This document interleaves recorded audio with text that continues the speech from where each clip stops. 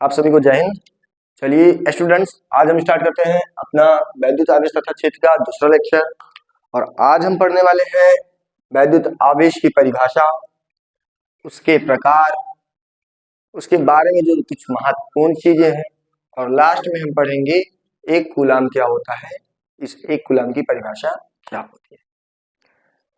जैसा कि स्टूडेंट्स हमने कल के लेक्चर में बात कर लिया था कि जो है जब अंबर और फर नामक पदार्थ लिया गया था तो अंबर में कोई एक गुण आया था, जिसके कारण वो क्या कर रहा था कि कोई छोटी छोटी चीजों को अपनी तरफ आकर्षित कर ले रहा था, जैसे धूल के कण, छोटे छोटे कागज के टुकड़े, या फिर बाल, या फिर तिनके, इन चीजों को अपनी तरफ क्या कर ले रहा था, आकर्षित कर ले रहा था।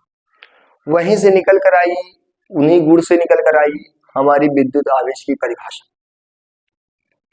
परिभाषा कहती है कि विद्युत आवेश एक ऐसा गुणधर्म है जिसके कारण किसी वस्तु में विद्युत या तो चुंबकीय प्रभाव उत्पन्न हो जाता है। और दोस्तों, विद्युत या चुंबकीय प्रभाव चीजों को क्या करता है, अपनी तरफ आकर्षित करता है या अपने से दूर करता है। तो किसी पदार्थ का वह गुणधर्म जिसके कारण वो किसी वस्तु को अपनी ओर आकर्षित करे या प्रतिकर्षित करे, उसी को हम कह सकते हैं विद्युत आवेश। विद्युत आवेश एक ऐसा गुणधर्म है, विद्युत आवेश एक ऐसा गुणधर्म है, वह गुणधर्म जिसके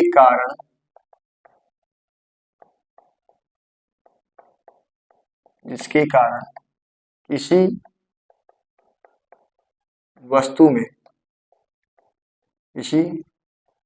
वस्तु में विद्युत तथा चुंबकीय प्रभाव, विद्युत तथा चुंबकीय प्रभाव, विद्युत तथा चुंबकीय प्रभाव उत्पन्न हो जाता है।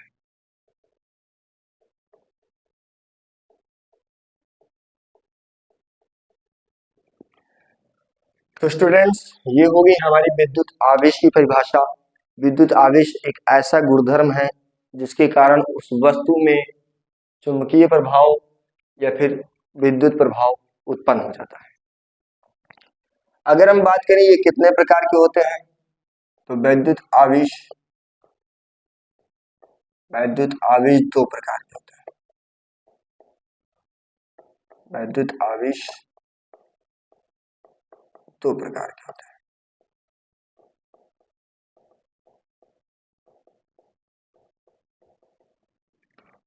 लेकिन अगर हम प्रतीक की बात करें दोस्तों, तो वैद्युत आवेश को जो है क्यू से प्रदर्शित किया जाता है। इसे क्यू से प्रदर्शित करते हैं, क्यू से प्रदर्शित करते हैं, इसे क्यू से प्रदर्शित करते हैं। वैद्युत आवेश दो प्रकार के होते हैं, एक होता है धन आवेश और एक होता है ऋण आवेश। क्या होता है धन आवेश, क्या होता है ऋण आवेश? देखिए स्टूडेंट, मान लिया हमारा कोई पदार्थ है और ये भी हमारा कोई पदार्थ, ये दोनों हमारे कोई पदार्थ है। आप लोग जानते हैं कि प्रत्येक पदार्थ में प्रोटॉन और इलेक्ट्रॉनों की जो संख्या होती है समान होती है, एक दूसरे के बराबर। जितने प्रोटॉन उतने इलेक्ट्रॉन। हम मान लेते हैं कि इसमें प्रोटॉनों की संख्या भी 2 है और इलेक्ट्रॉनों की संख्या भी 2 है। यहां पर हम मान लेते हैं प्रोटॉनों की संख्या मान लिया 3 है और इलेक्ट्रॉनों की संख्या मान लेते हैं वो भी 3 है। दोनों पदार्थ में समान प्रोटॉन, समान इलेक्ट्रॉन। इस पदार्थ में भी समान प्रोटॉन और समान इलेक्ट्रॉन। क्या करते हैं कि मान लिया यहां ये जो हमारा इलेक्ट्रॉन है, किसी कारणवश ये इलेक्ट्रॉन हमारा चला गया इसमें, दूसरे पदार्थ में। ये हमारा पहला पदार्थ है और ये हमारा दूसरा पदार्थ है। इलेक्ट्रॉन कहाँ चला गया, दूसरे वाले पदार्थ में चला गया। ये वाला इलेक्ट्रॉन उठ करके यहाँ चला गया, ऐसे। अब जब ये यहाँ चला गया, इसका मतलब इसको हम चलो यहाँ से कर देते हैं गायब। यहां से गायब, क्योंकि ये तो अब दूसरे घर में चला गया। अब आप अगर ध्यान दें तो इस पदार्थ में क्या हो रहा है कि जो धन है वो 2 हो गए और जो ऋण है वो सिर्फ 1 बचा, और इसमें धन 3 हो गए और जो ऋण है वो 4 हो गए। ऐसी अवस्था में कह सकते हैं यहाँ पर आवेशों की संख्या ज्यादा, आवेशों की संख्या धन आवेश की संख्या ज्यादा। यहाँ पर जो धन है ये भी एक आवेश है, जो ऋण है वो भी एक आवेश है, तो धन क्या हो गया, उसकी संख्या ज्यादा हो गई। तो इसमें धन की संख्या ज्यादा और इसमें ऋण की संख्या ज्यादा है। धन की संख्या ज्यादा होने के कारण इसे कहा जाता है धनावेश, और ऋण की संख्या इसमें ज्यादा हो गई है तो इसे कहा जाता है ऋणावेश। अर्थात हम ये कह सकते हैं कि कोई भी पदार्थ इलेक्ट्रॉनों के आवागमन से धनावेशित या ऋणावेशित होता है। जिस पदार्थ से इलेक्ट्रॉन चला जाए वो धनावेशित, और जिस पदार्थ में चला जाए वो ऋणावेशित कहलाता है। यहां से हम कह सकते हैं कि धनावेश क्या है। धनावेश किसी वस्तु का वह गुणधर्म है जिसमें धनों की संख्या ज्यादा, धन की संख्या ज्यादा और ऋण की संख्या कम होती है। या फिर ऐसे ना करके हम ये भी कह सकते हैं कि जब किसी वस्तु में, जब कोई वस्तु इलेक्ट्रॉनों का त्याग करती है, इसने क्या कर दिया, इलेक्ट्रॉन को त्याग कर दिया, इलेक्ट्रॉन का त्याग कर दिया। जब कोई वस्तु इलेक्ट्रॉन का, जब कोई वस्तु इलेक्ट्रॉन का त्याग करती है, इलेक्ट्रॉन का त्याग करती है,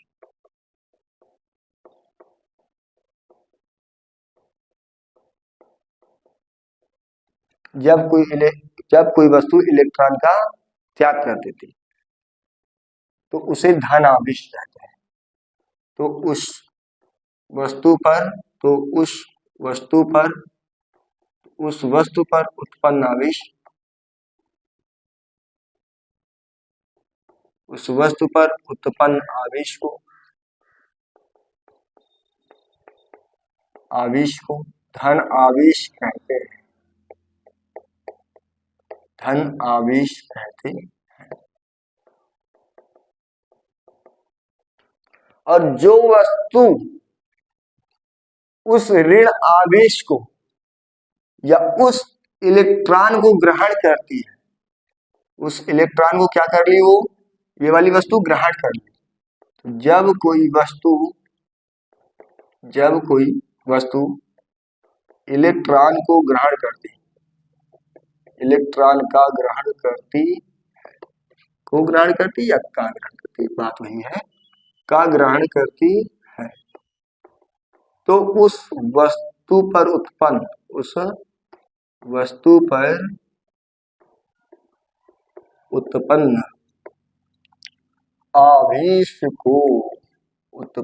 आवेश को ऋण आवेश कहते हैं,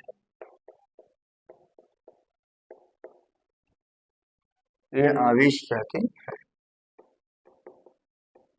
हम कह सकते हैं स्टूडेंट्स कि जिस वस्तु से इलेक्ट्रॉन चला जाता है, इलेक्ट्रॉन चले जाने के कारण उत्पन्न आवेश धनावेश, और किसी वस्तु पर इलेक्ट्रॉन आ जाने के कारण आवेश ऋणावेश होता है। अब हम बात करेंगे वैद्युत आवेश से संबंधित महत्वपूर्ण बिंदुओं की, महत्वपूर्ण तथ्यों की, जो कि हमारे 12th एग्जाम के लिए काफी इंपॉर्टेंट होती है। महत्वपूर्ण तथ्य में सबसे पहले हम बात करेंगे, इसमें हम सबसे पहले बात करेंगे कि वैद्युत आवेश एक भौतिक राशि है। वैद्युत आवेश एक भौतिक राशि है। वैद्युत आवेश एक भौतिक राशि है।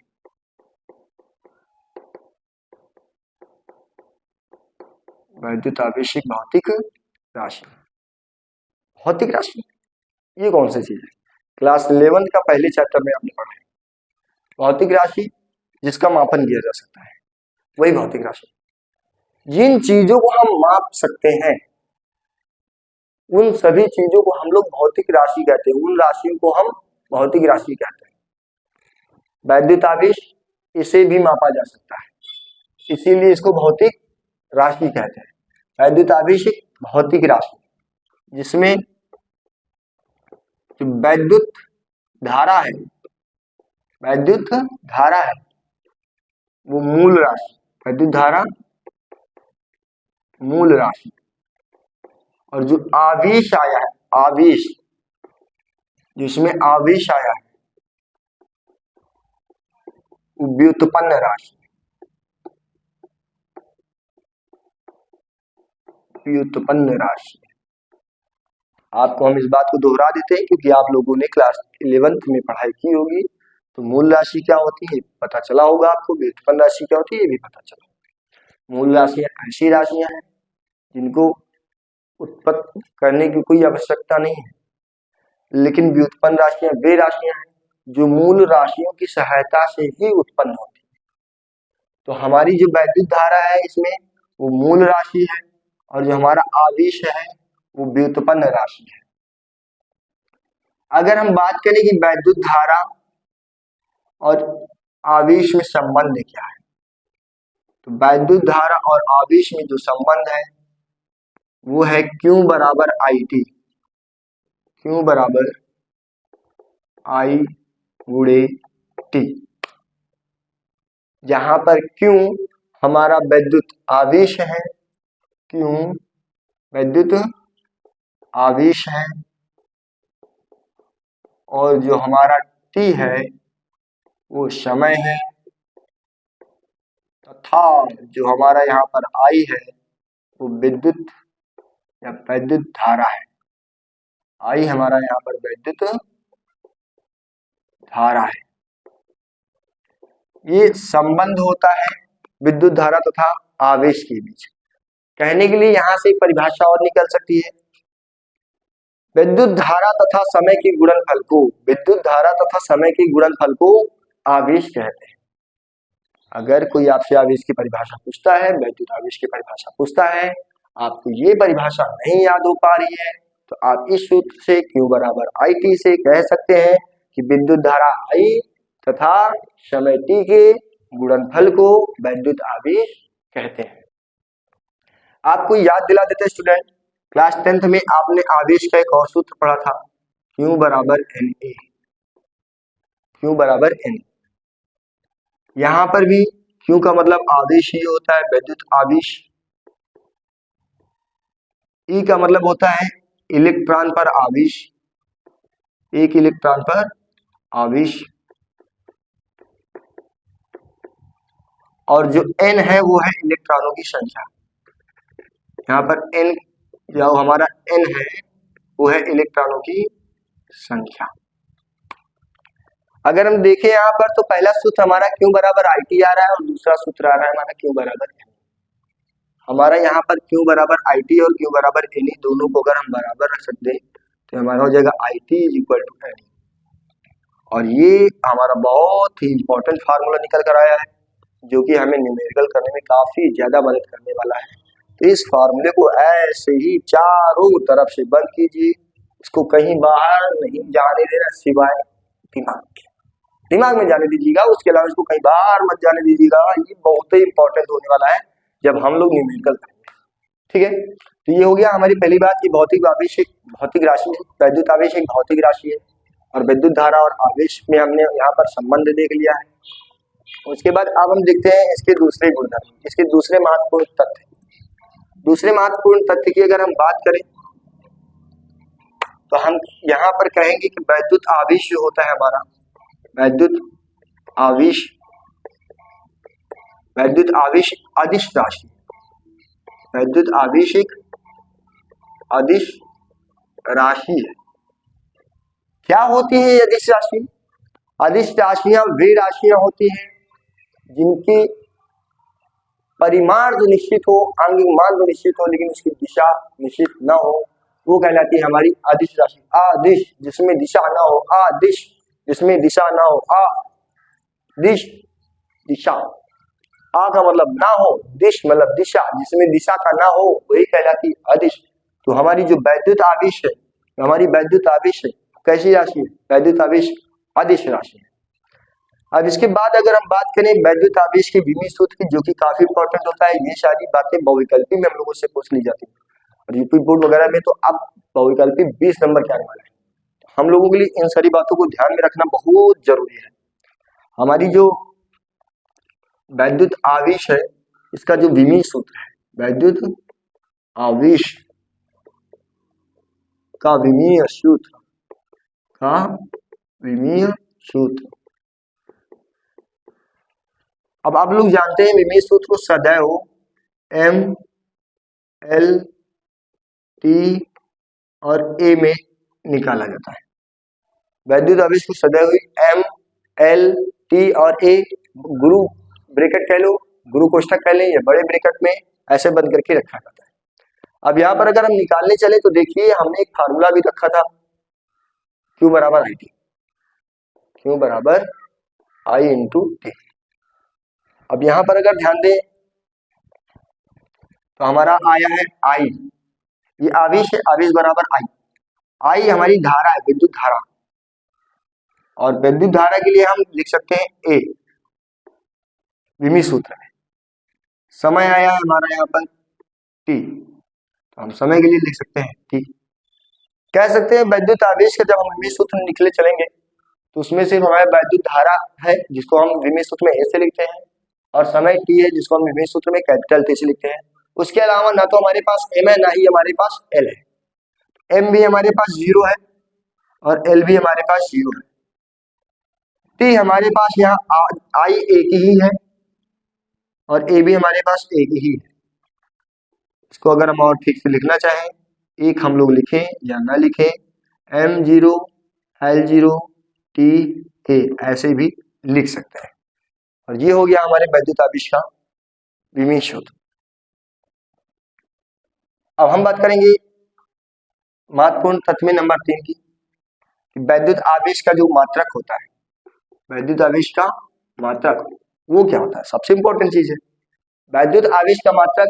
Q बराबर आई टी से आप देखिए, Q बराबर आई इंटू टी से देखें तो Q बराबर आई धारा है, धारा का मात्रक होता है एम्पियर, और गुणे टी, टी हमारा समय है, समय का मात्रक होता है सेकंड। तो हम कह सकते हैं इसका जो मात्रक होता है वो होता है ampere into second, ampere second, ampere second. इसका दूसरा मात्रक भी होता है एक एसआई मात्रक, और इसका एसआई मात्रक जो होता है वो हम लोगों के लिए ज्यादा इंपॉर्टेंट है। इसका एसआई मात्रक जिसे हम लोग कहते हैं कूलम। ये हो गई महत्वपूर्ण तथ्य वैद्युत आवेश की, छोटी छोटी बातें।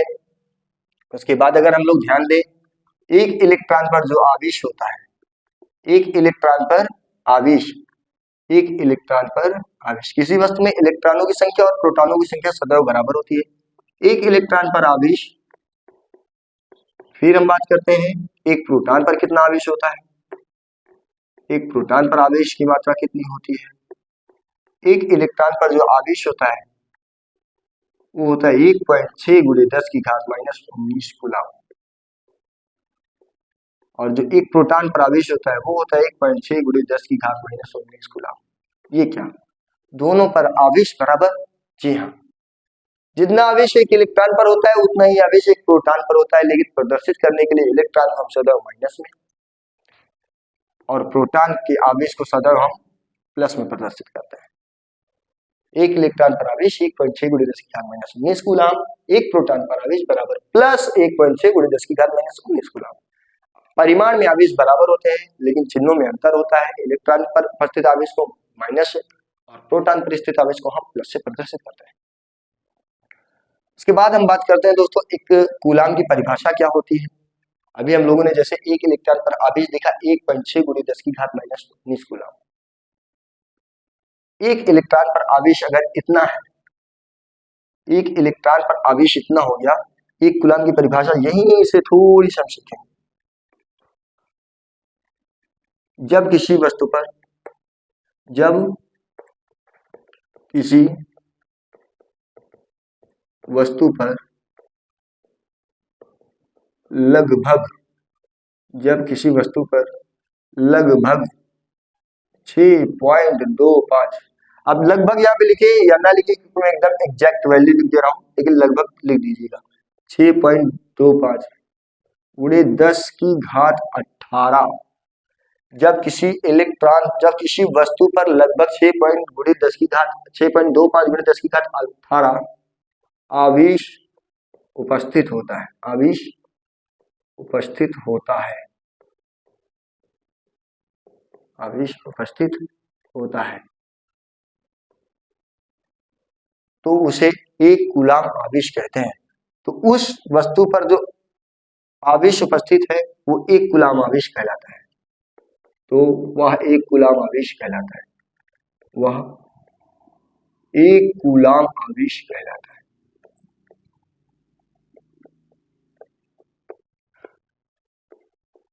एक कूलाम आवेश, सॉरी, 1 कूलाम आवेश कहलाता है। इसका मतलब हम कह सकते हैं 1 कूलाम आवेश बराबर 1 कूलाम आवेश। अगर हम यहां से निकालना चाहें तो हम ऐसे कह सकते हैं 1 कूलाम आवेश बराबर 1/1.6 गुणे 10 की घात -19 कूलाम। 1 और अगर ये 10 की घात -19 ऊपर गया तो हो जाएगा 10 की घात +19 और 1.6। अगर हम इस दशमलव को काटते हैं तो यहाँ पर एक 0 बढ़ जाएगा ऐसे, और अगर हम इससे एक 0 और ले लें 19 से तो हो जाएगा 100 और 10 की घात अब यहाँ बच जाएगी सिर्फ 18, क्योंकि एक 0 तो यहाँ चला गया और नीचे बच गया हमारा 16। हमने 10 को 100 इसलिए बनाया ताकि वो 16 से कर सके। इस जो यहाँ दशमलव ये 10 हुआ, फिर भी हमने एक 0 यहाँ लिया ताकि 100 बन जाए। क्यों 100 बनाया? ताकि वो 16 से कर सके।